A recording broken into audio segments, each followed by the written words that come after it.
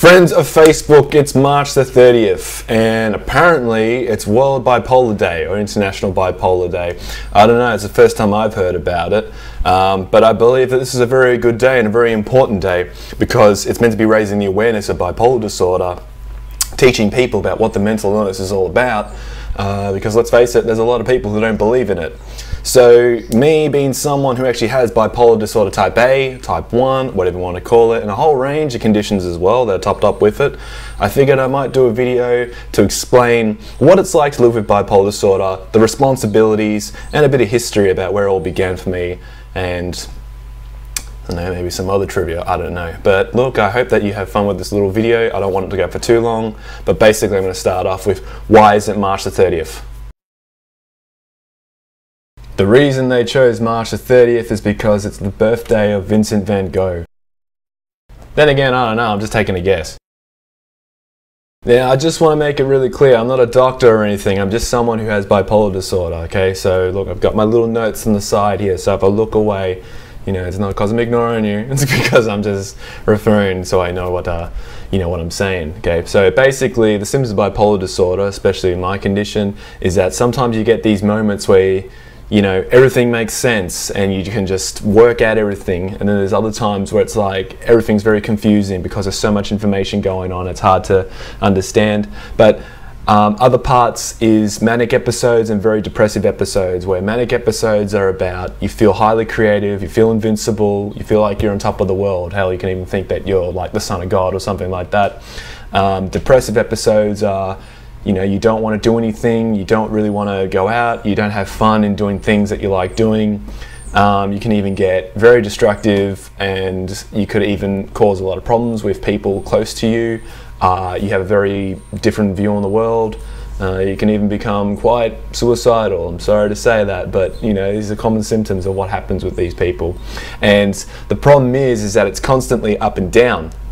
So that's why it's a real serious illness, because in one day it's possible for someone to feel like everything's fine, but within an hour they could actually feel like, you know what, I don't even want to be here, and then the next hour they're back up to normal, and it has a great toll on people nearby and obviously on themselves as well. Well, first of all, I've always had good watch and good support from my family. I can remember when I was about 3 years old, or even, you know, as far as I can remember, I've always been seeing some kind of doctor or a specialist of some sort, and originally you could say it was because of ADHD. But there were a lot of things that I was doing which weren't associated to ADHD symptoms, you know, like I could read really, really well, you know, and there were times where I could focus on things, and I could produce really good work at school, and, you know, I was highly creative. I mean, there was a lot of things that conflict with that.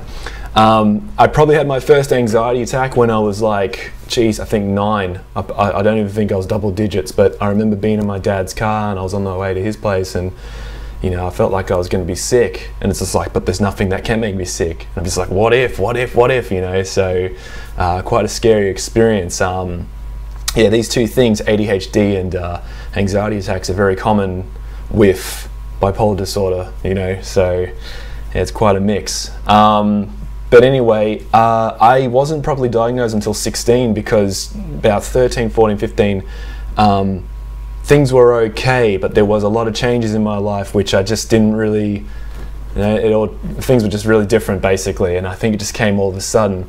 And there was a lot of different symptoms I was showing, and a lot of different things feeling. I still remember the day where I could, you know, I was enjoying playing video games, or I was out with friends, but I could sit there and feel inside that, no, I don't feel right, I don't feel happy, but I know I should be happy because I'm doing things that make me happy, but I don't feel it, and I knew something was up. And yeah, 16 I was diagnosed, and from there it was a whole, I know at first I really did not believe in it, and I kind of thought, it's just a label, and you know what, I'm not going to listen to, you know, doctors or my folks about it. But yeah, I kind of made a big mistake in doing that.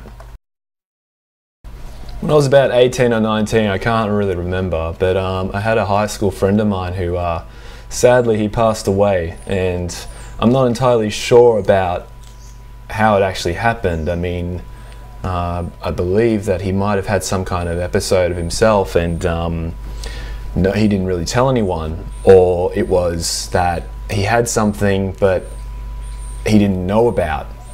I mean, I'm not too sure what the 100% the story is, but you know, being at the funeral, I just kind of thought, you know what, I've got something, and I kind of figured that if something happens to me, or if something is happening to me, I would hope that my friends and my family would actually understand that, hang on, he knows that he's this, and we know that he's got this condition. So, you know, maybe we've got to make a bit of room for understanding, or maybe we got to, you know, maybe we know what to do to help him get back on track. So basically, yeah, that's pretty much why I've become very open about it, because, you know, I mean, I spent a long time denying it, and I spent a lot of time thinking that, nah, it can't be real. But the fact is, it is real. I mean, there's a lot of things where I sit here and think that, nah, maybe I'm just this, maybe I'm just, you know, being silly or whatever. But there's just some things that I respond differently, and there's a lot of people who just, I know that a lot of people do not think like I would, you know. So I feel like there are many giveaways to suggest that this condition's real, I've got it, you know.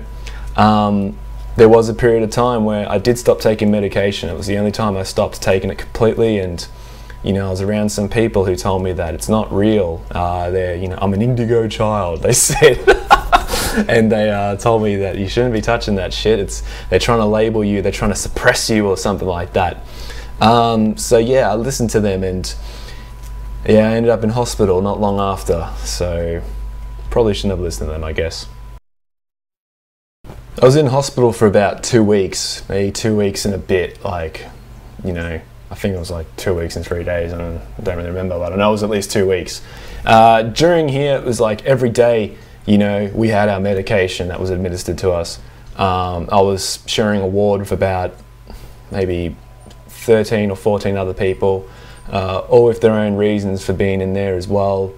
There was a lot of group therapy, a lot of talking about, you know, what's going on and what we feel about things. And you know, I have to admit, it was a very, when I entered there, I actually felt like it was the lowest point of my life. I can still remembering sitting on an edge of the hospital bed and looking out to a window, looking out at Melbourne, and feeling like, geez, you know, I'm at the lowest point of my life. And I thought, how am I going to get back up? And I had no idea that in the next coming week that I was about to turn it all around.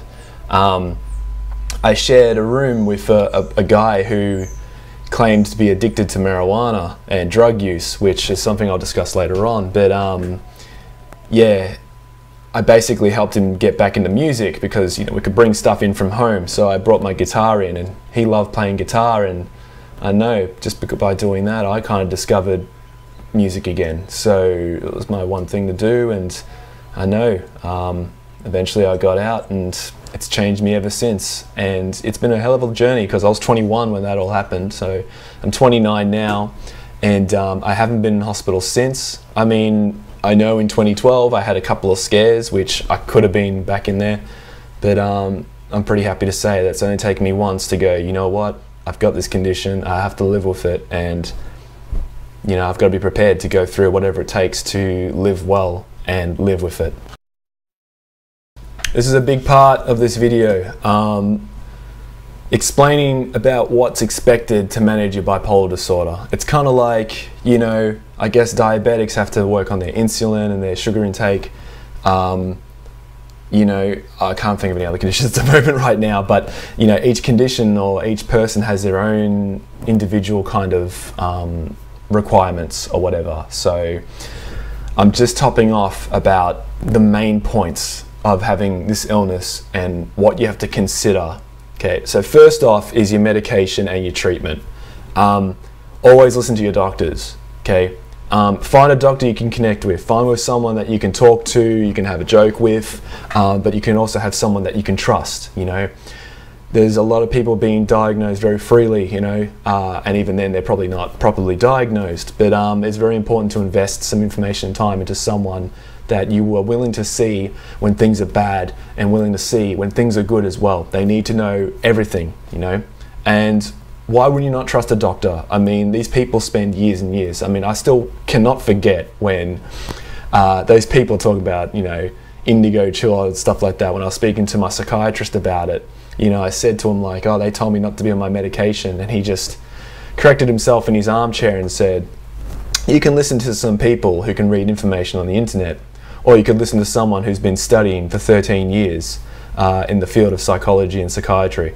And I kind of thought, yeah, I'm not gonna mess with that, you know. But the other thing is that when you listen and you follow exact orders, well, things do well. And I have to admit is that sometimes when I go against what I'm expected to do from my doctors, things can and sometimes go out of control, you know what I mean? It's like, well, I should have listened. There are people in the field who have practiced, and you know, it's science at the end of the day, you know, why would you deny that, you know? So it's kind of like our own responsibility. Each person has bipolar disorder. It's our own responsibility to, you know, to manage it and do whatever we can. So that's medication and treatment.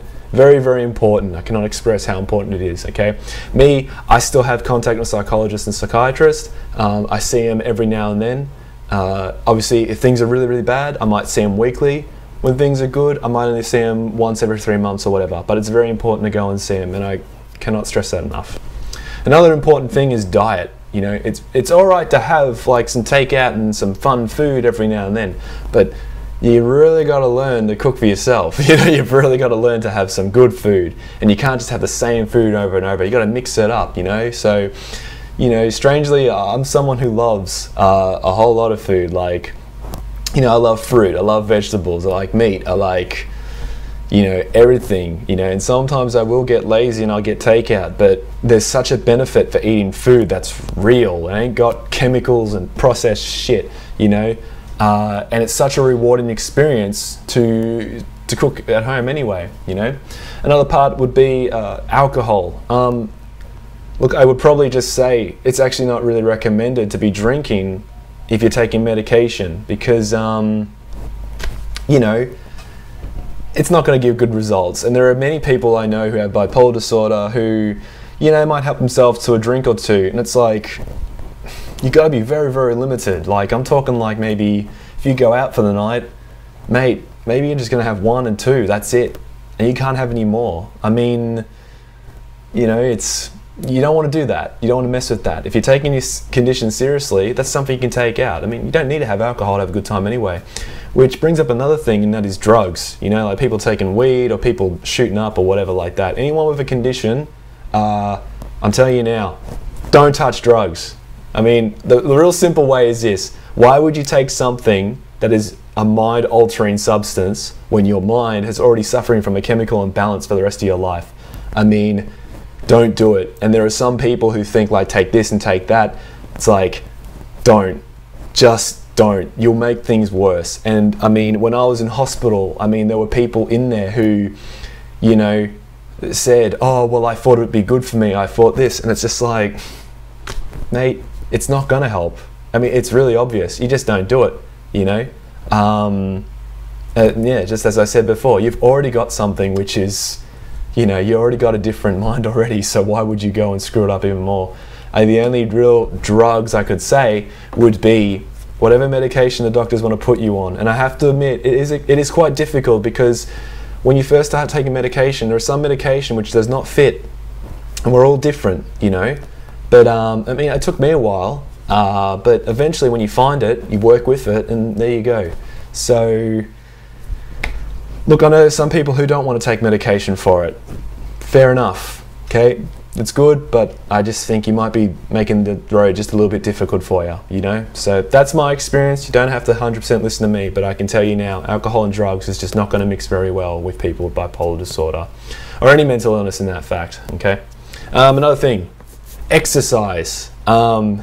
You've got to be active. It's very important. So get engaged into a sport. Get involved in something that's, you know, maybe once or twice a week that you do.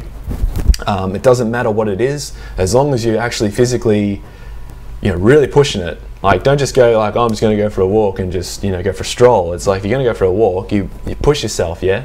You know, I play a lot of indoor soccer, and I've been playing for a very long time. And I would like to play other sports, but I don't know. I really love indoor soccer. It's very intense. I get to do it all the time.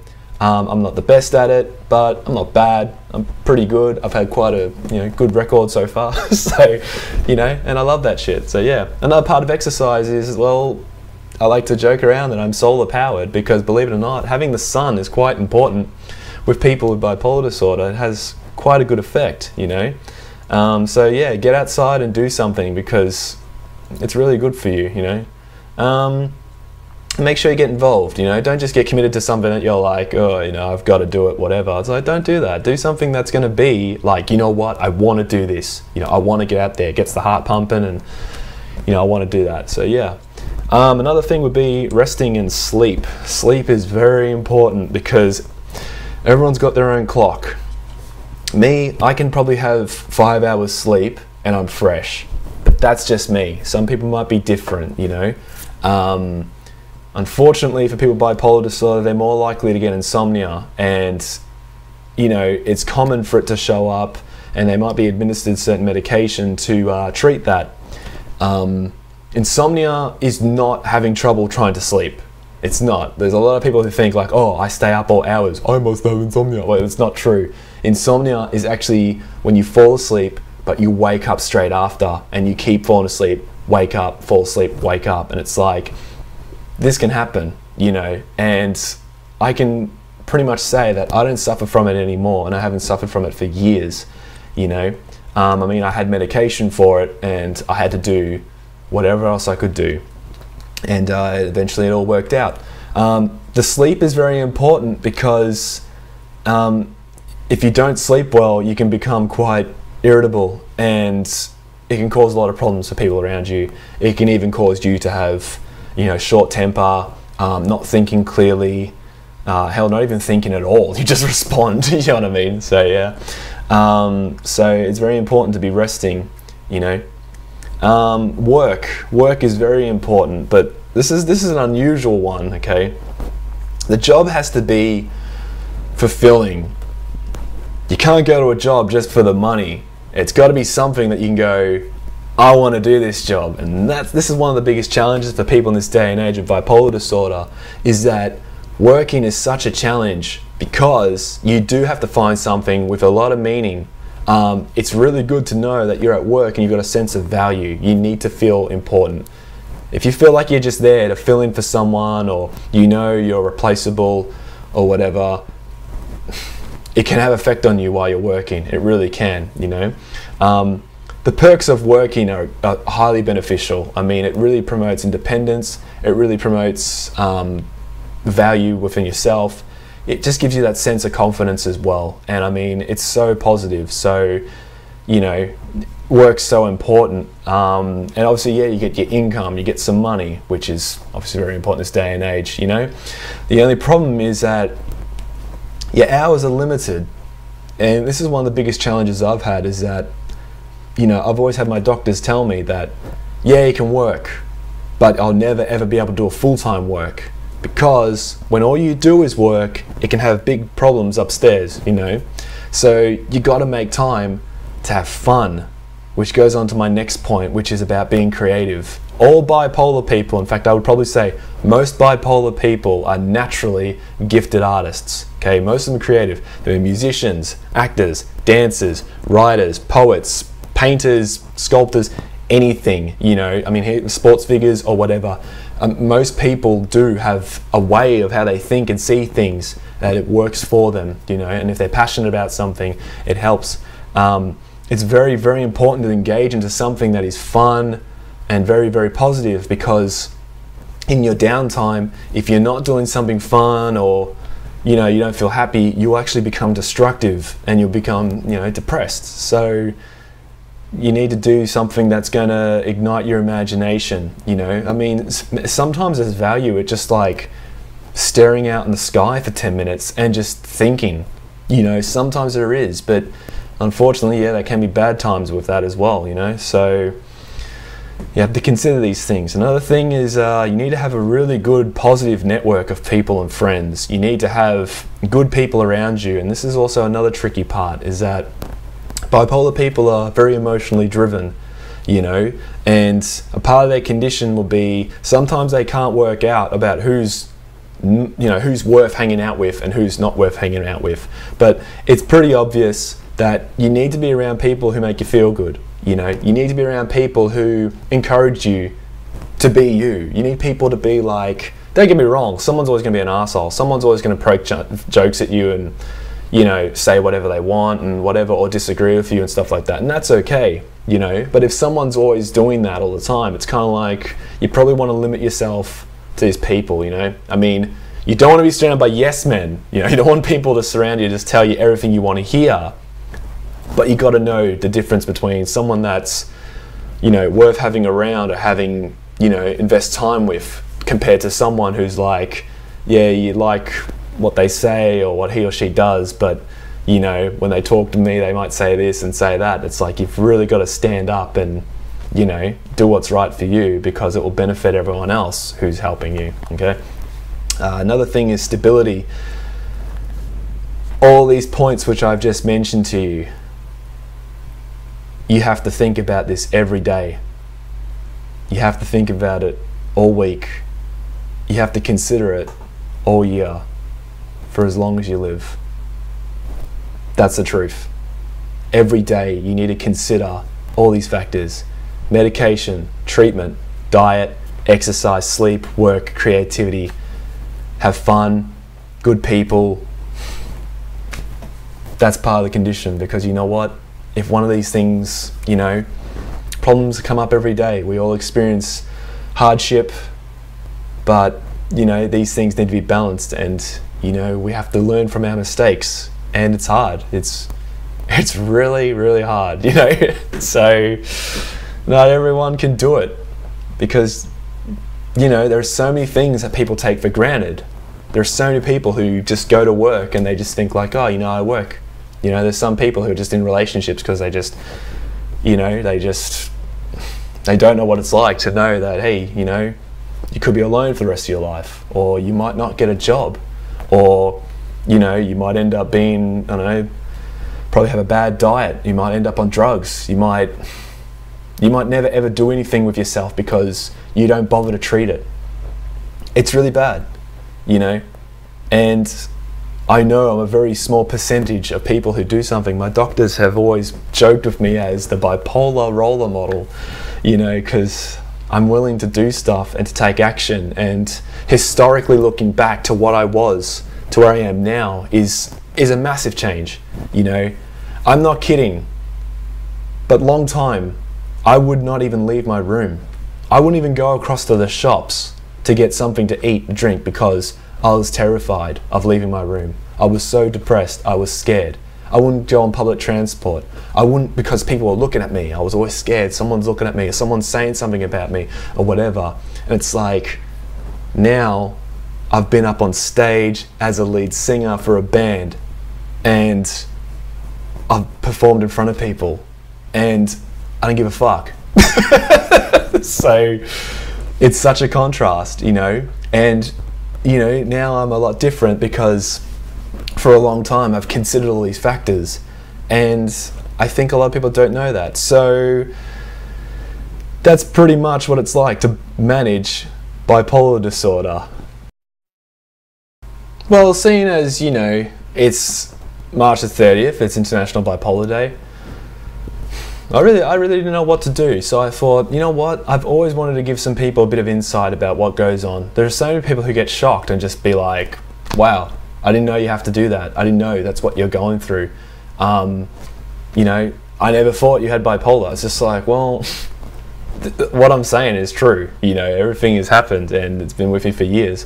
But I guess today would be the right day to make a video to raise awareness, and also for anyone who does have bipolar disorder to use this video just to be like, hey, you can do something. And, you know, I'm just trying to raise some awareness that it exists. You know, I mean, there's no visual giveaway.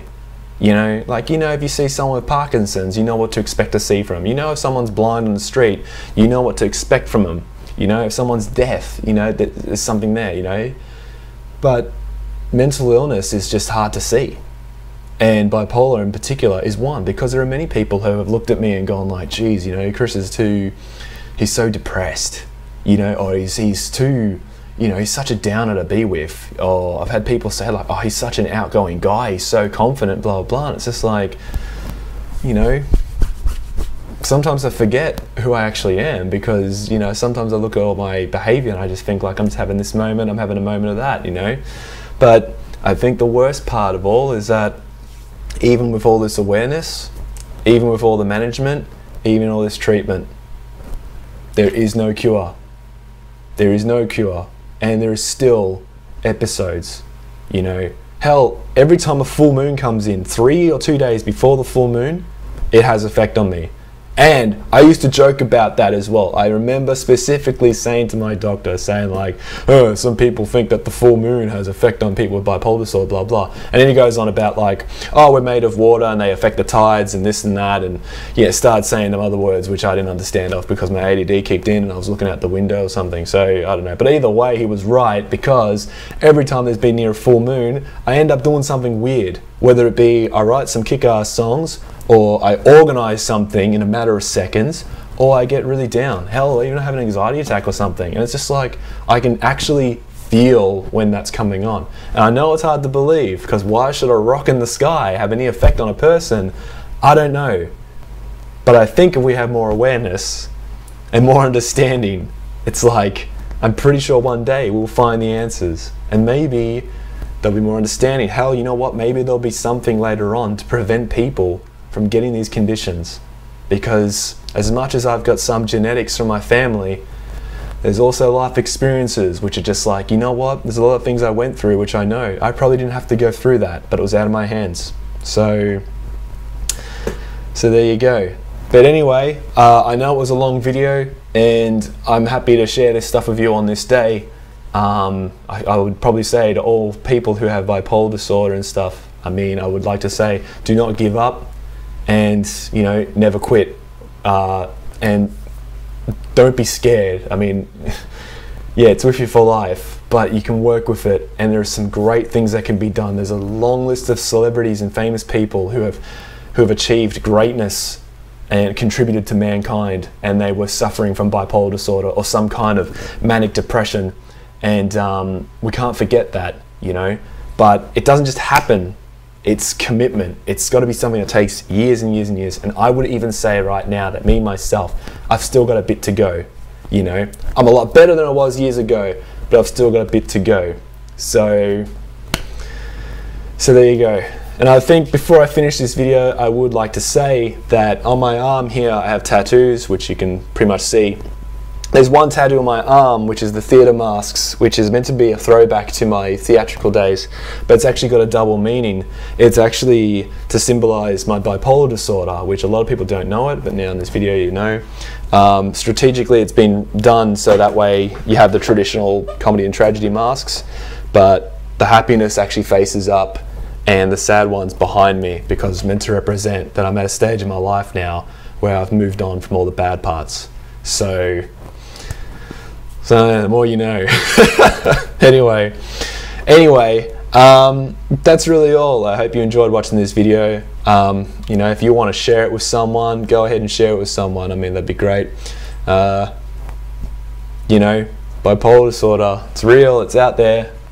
People have got it, people got different degrees of it. There's a lot of other stuff I have not told you about myself on here, but I hope you respect that there's some things I don't want to share. Maybe if you're really close to me, I'll tell you. If you're really close to me, you probably already know.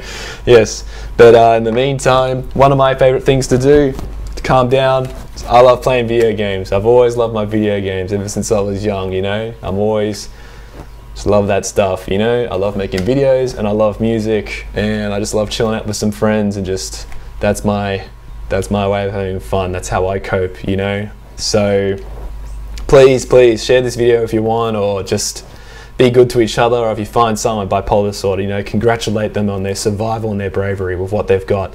And you find someone who's been acting a bit weird, just, you know, give them a bit of space and time to let them be who they are. But, you know, it's all part of the deal, I guess. Anyway, thank you for watching.